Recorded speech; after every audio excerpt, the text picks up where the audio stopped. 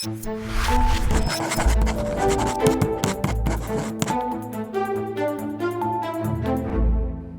you listen to President Trump, the holy trinity of entitlement programs, Social Security, Medicare, and Medicaid, they're all off the table when it comes to funding cuts. Now, I know this may shock some of you, but our president may not be telling you the truth. As evidenced by yesterday's bizarro lie fest, where he claimed that there was nothing to talk about after our national security leadership, in their infinite wisdom, decided to loop in a reporter into their real-time military planning session for an imminent attack on foreign soil. Well, Trump, as we know, has an aversion to the truth. On the campaign trail, candidate Trump told everyone he didn't know anything about this so-called Project 2025 and certainly wouldn't be using their ideas if elected. Fast forward 2 months later into his presidential term.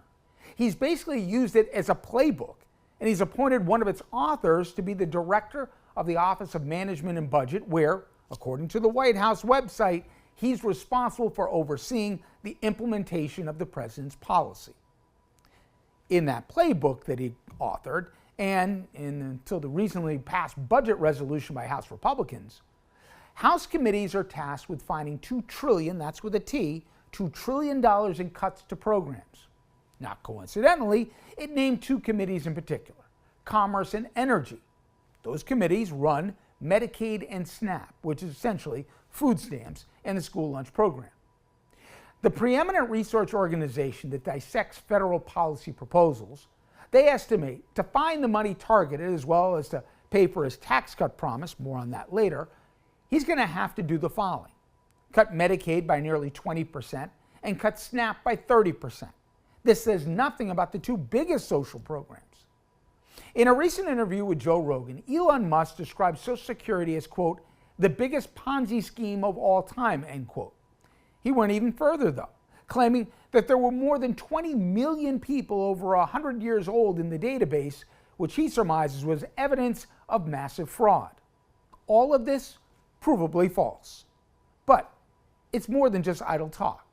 The acting head of the agency, Social Security, has announced plans to cut 12% of its workforce, and he's shuttering dozens of local field offices, even though they've now changed the rules and they're now requiring in-person meetings to confirm identities. Now, think about the optics here. Musk, the richest guy in the world, going on a spree on agencies serving some of the poorest and most vulnerable Americans. We're talking about the elderly. We're talking about children and families hanging on by a thread. Now, these are a lot of people we're talking about, and trust me, they're not just in the blue states, far from it. As of last October's enrollment, Medicaid soared past 72 million enrollees, meaning 1 in 5 Americans rely on this program. More than that, 19 Republican governors, they've opted into Medicaid expansion in their states, and studies show the biggest losers, if this program were crippled, would be the red states. But as bad as that is, and as devastating as these cuts would be, the reasoning behind it is even worse. The driver here isn't rooting out fraud and mismanagement, and never was.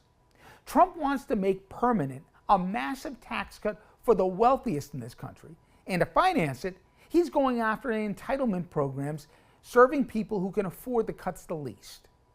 Now, I know for the MAGA crowd, no matter what the guy says or does, no matter how low he sinks, there's a seemingly bottomless reservoir of support.